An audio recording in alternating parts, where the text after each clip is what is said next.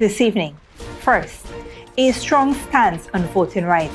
Vice President Dr. Bart Jagdeo speaks out on biometric technology for elections, ensuring it protects voters, not blocks them.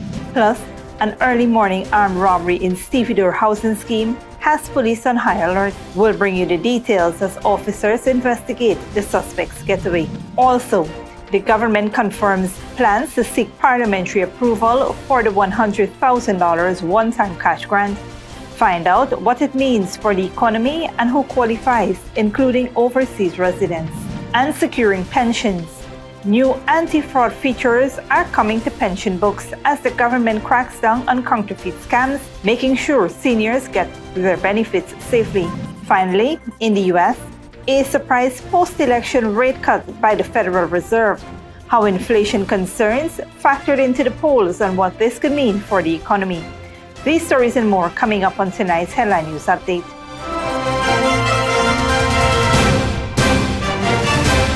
Welcome to this broadcast of Channel 2's Headline News Update for November 8th, 2024.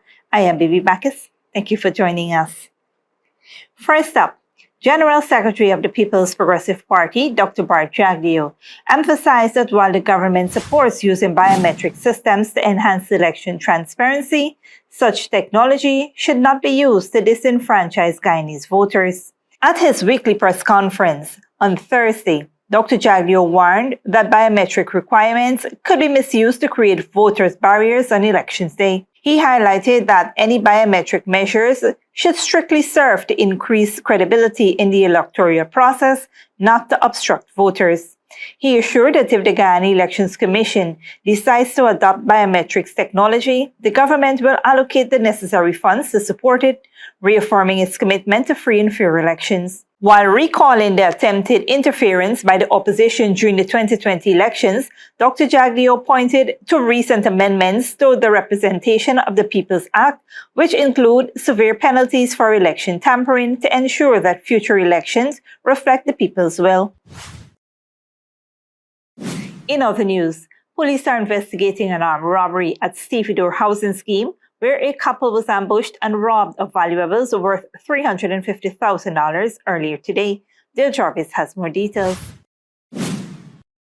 Police are investigating an alleged armed robbery that took place early this morning at Stevedore housing scheme. The incident occurred around 1:15 a.m. when Michael Brandt, a 29-year-old welder, and his girlfriend, 26-year-old Alana Bamfield, were ambushed outside their home. According to reports, the couple had just returned to Brandt's residence when an unidentified male described as being of African descent and wearing a dark-colored hoodie approached them with a handgun. The suspect demanded their belongings, which included $100,000 in cash, 2 Samsung cell phones valued at $100,000, and 2 gold chains worth $120,000. A scuffle ensued between the suspect and Brandt, during which a shot was fired from the suspect's weapon. No one was injured.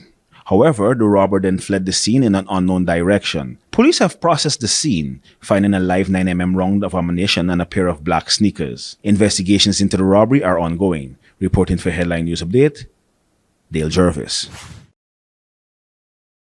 Thanks, Dale. A 32-year-old Venezuelan man was sentenced to 9 months in jail for stealing generator batteries from the Guyana's Ministry of Home Affairs compound. More from Malcolm Carter. A 32-year-old Venezuelan man has been sentenced to 9 months in jail for stealing generator batteries from the Ministry of Home Affairs compound when he appeared at the Georgetown Magistrate Court on Wednesday, November 8, 2024. The man, identified as Winston Phillips of Tushen, East Bank, Essequibo, appeared before Acting Chief Magistrate Faith Madgutsi, where the charge of simple larceny was read to him, and he pleaded guilty. The incident took place on November 3, 2024, when Phillips reportedly stole 2 generator batteries valued at $120,000 during a power outage. In court, Phillips expressed regret, saying that he was sorry. According to the police, the theft was uncovered when a ministry employee attempted to start the generator on the northern side of the compound. Surveillance footage reportedly captured Phillips entering the compound, removing the batteries, and then leaving through the eastern fence under construction. Phillips was later apprehended and led authorities to the recovered batteries, after which he was formally charged. The 9-month prison sentence was handed down following his guilty plea. Reporting for Headline News Update, Malcolm Carter. Thanks, Malcolm.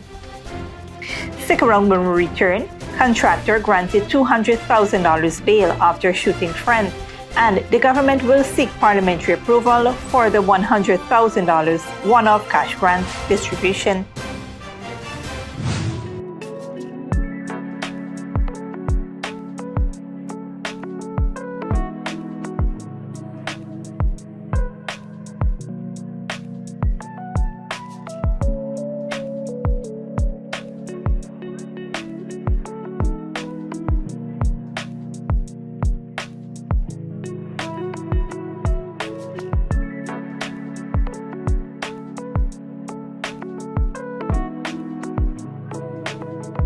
Furnishing your home or office has never been easier. Here at Kissoon's, our inventory of locally made and imported furniture, offered at amazing prices, will leave you wanting more. From vinyl, floor rugs and carpets, bedroom, dining and living room sets, mattresses, pillows, office desk, chairs and filing cabinets, outdoor benches and tables. We have a piece of furniture for every room imaginable in your home or office. Check out our flagship store at Industrial Site Rijnveld or one of our branches in New Amsterdam, Port Morant, Riverton and Camp Street. Kissoon's Furniture, furnishing homes for over 50 years.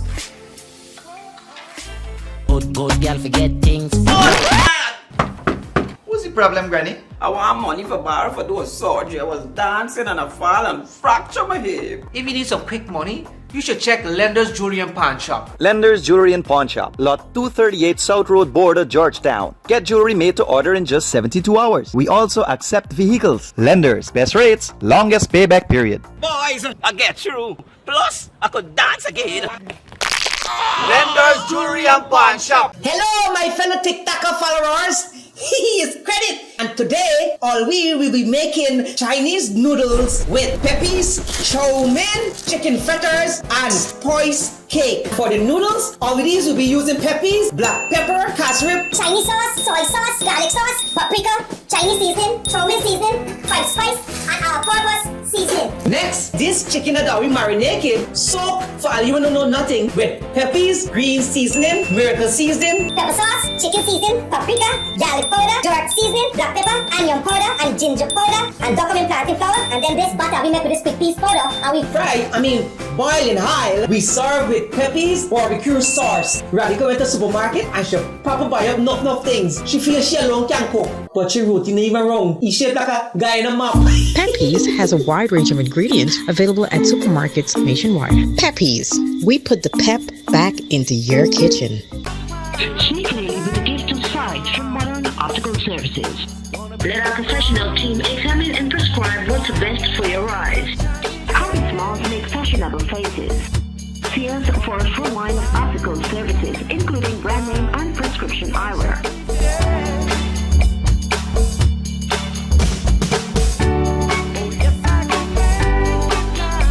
Modern Optical Services, 316 Mill Street, Georgetown, telephone 226-1082. GCOM is currently conducting a national registration exercise. Who can register? Anyone who will be 14 years or older by December 31, 2024 and is a Guyanese citizen by birth, descent, naturalization, or is a citizen from a Commonwealth country living in Guyana for 1 year or more. Where to apply for registration? You are required to visit the registration office that is responsible for the registration of persons in your area of residence to apply for registration. Office hours, Monday to Thursday, 8 to 12 hours, 13 hours to 16 hours 30, and Friday from 8 to 12 hours and 13 to 15 hours 30. The offices will be closed on weekends and holidays. This registration exercise will end on November 29, 2024. For further information, contact GCOM on 225-027729 or visit the website www.gcom.org.gy.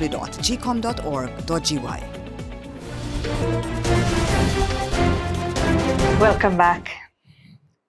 The government has confirmed plans to seek parliamentary approval for its one-time cash grant of $100,000 for a citizen aged 18 and above. General Secretary of the People's Progressive Party, Bart Jagdeo, clarified that while no special legislation will be introduced solely for the cash grant, parliamentary authorization remains necessary to allocate public funds. During his weekly press conference, Dr. Jagdeo emphasized that the process will follow constitutional requirements and existing legislation, explicitly referencing the Fiscal Management and Accountability Act and the Appropriation Act. He highlighted that parliamentary debate and presidential permission are required to access funds from the consolidated funds, ensuring transparency and accountability. The $100,000 cash grant, announced last month, aims to inject over $60 billion into the economy to provide financial relief to adult Guyanese.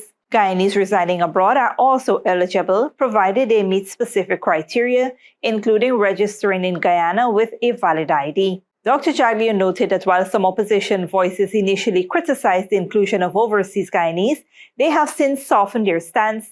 Meanwhile, the Ministry of Finance is developing a software to streamline the grants distribution process, with funds becoming available following parliamentary approval and presidential assent.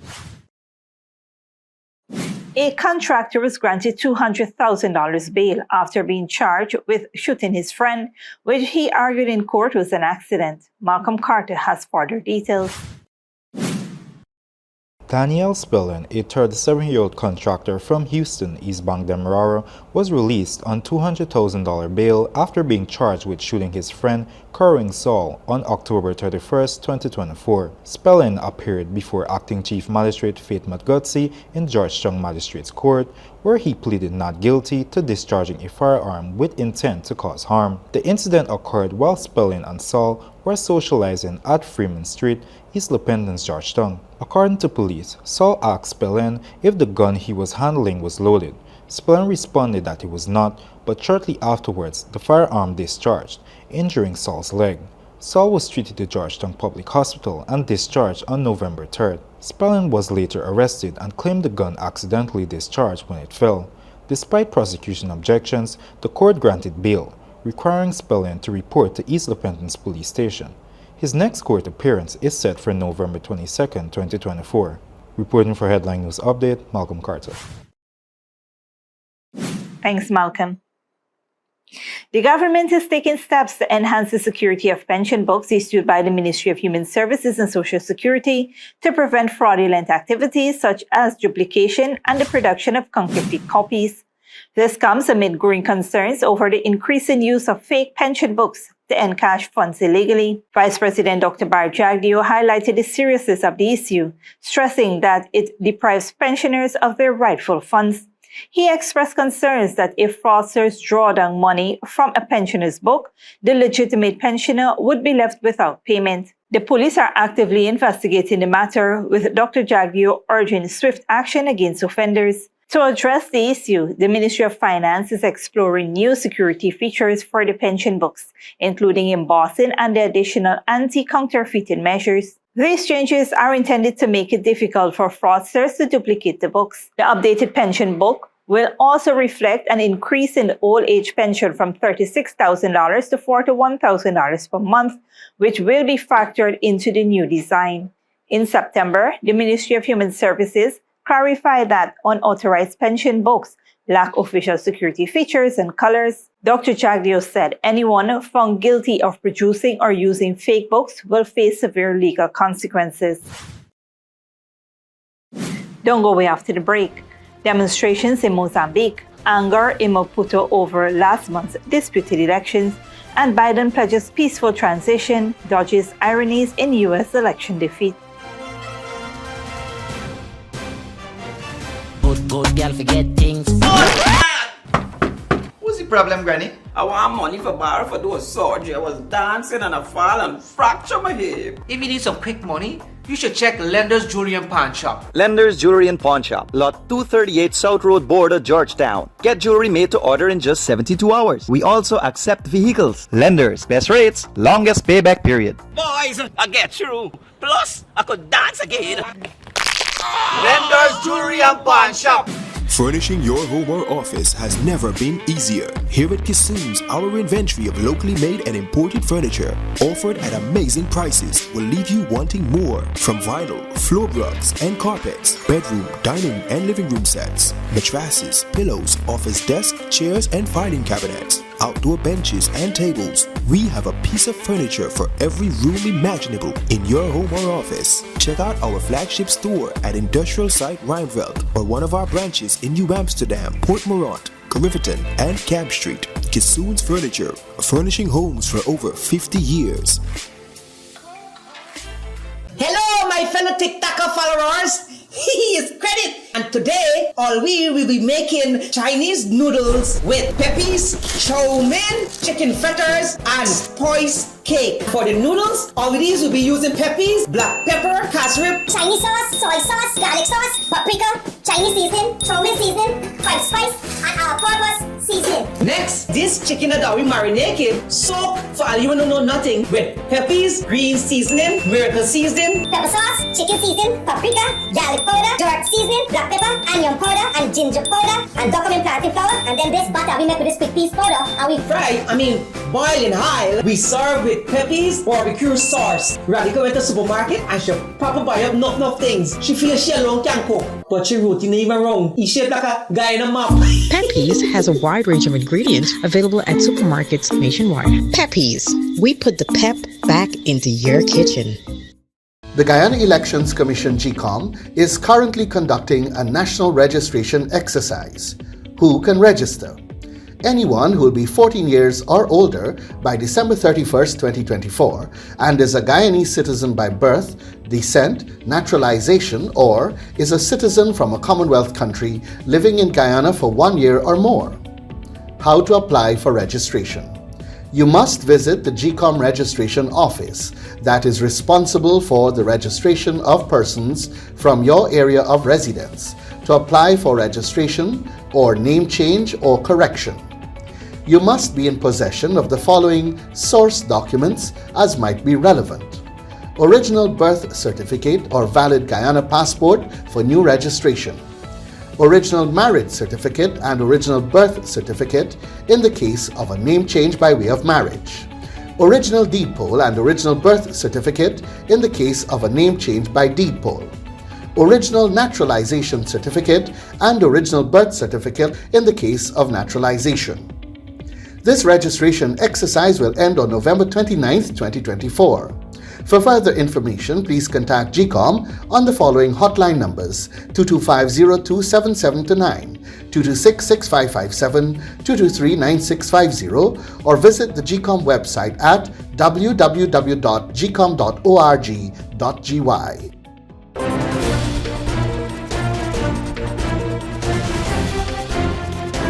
Welcome back. Now we take a look at what's happening in the region and around the world. Good evening. I'm Malcolm Carter and welcome to tonight's regional and international news.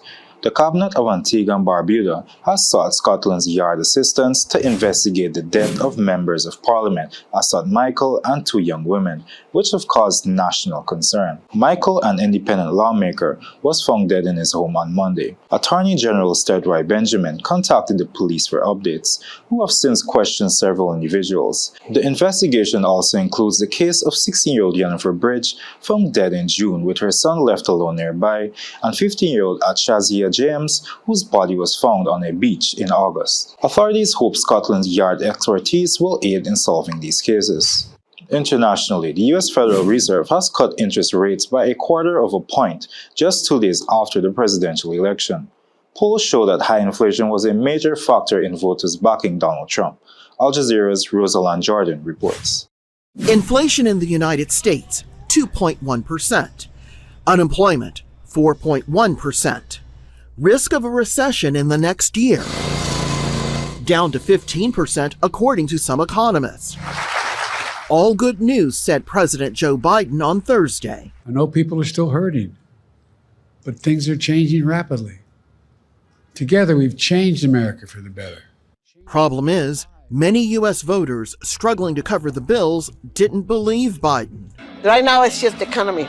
Get people working, spending money. They don't want to spend anything. Everything's too expensive. And now President-elect Donald Trump told these voters to trust him. I stand before you today as the only candidate who can rescue our economy.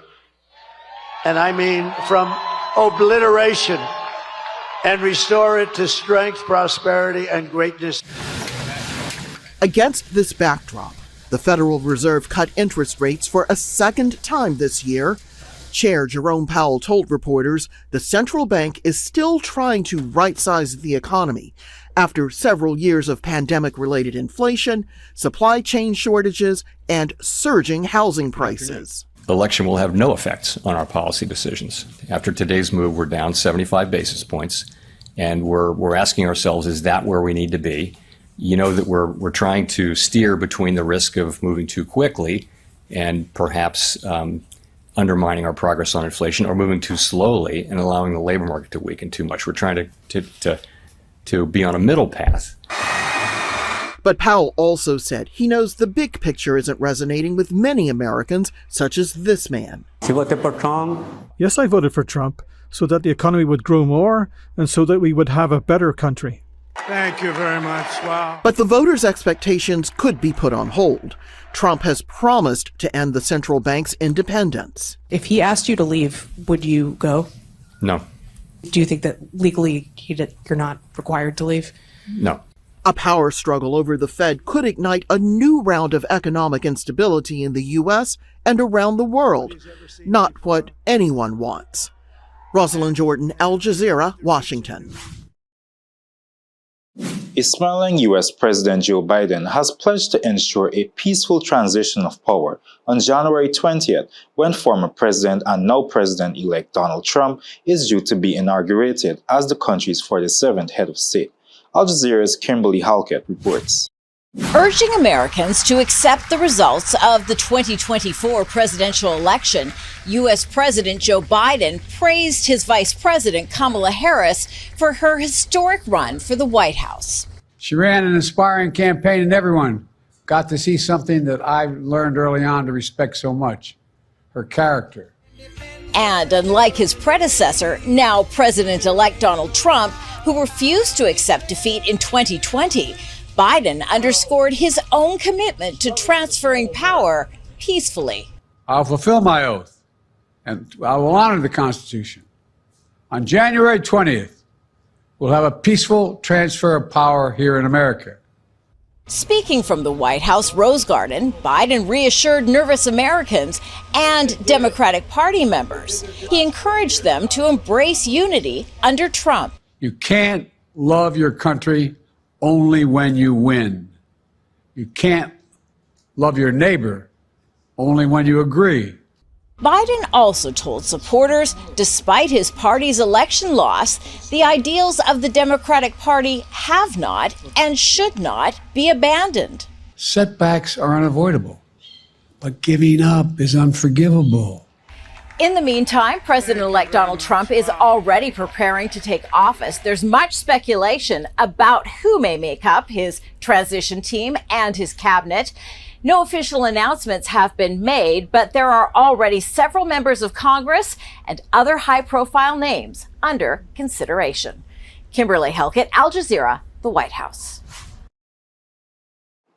Finally, protests in Mozambique against the results of a general election last month are escalating. Police in the capital used tear gas and gunfire to break up crowds of protesters. Al Jazeera's Malcolm Webb reports. It was meant to be a peaceful march into the city centre to protest the election results. Opposition leader Venancio Mondlane called for it. We know who the people voted for, but the issue is they don't want to leave power. And that's what's causing the problem here in Mozambique. Crowds cheered when they found the army. This has been the sound of Maputo most evenings for the last week. But police didn't want people marching in the centre or even gathering in the suburbs. The plan had been to march to where two of Mondlane's senior party members were shot dead 2 weeks ago. Many people here say they want change. The ruling Frelimo party's been in power for nearly 50 years. The Electoral Commission said it won a sweeping victory in last month's polls. The crowds in the suburbs grew angrier.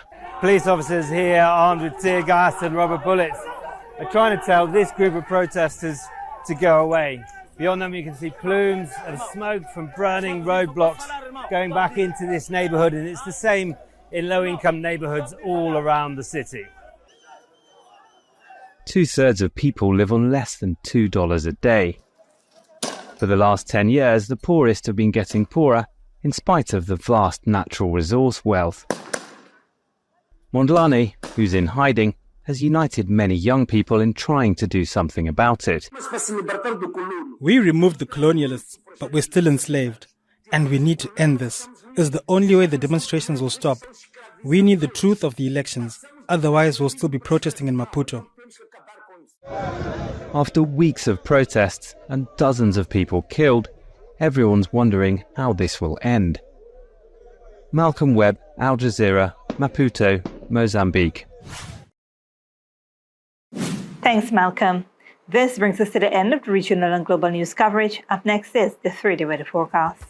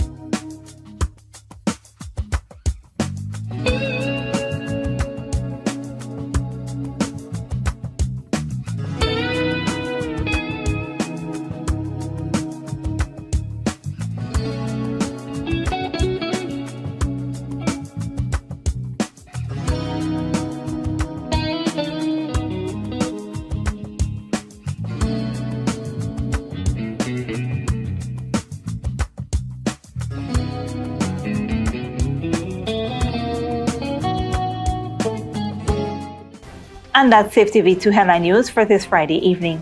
As we take our leave, we invite you to follow us on Facebook and YouTube. We will be off for the weekend, but you can tune in on Monday at 7 p.m. for more news. Until then, please take care of yourself and each other, and do have a wonderful weekend.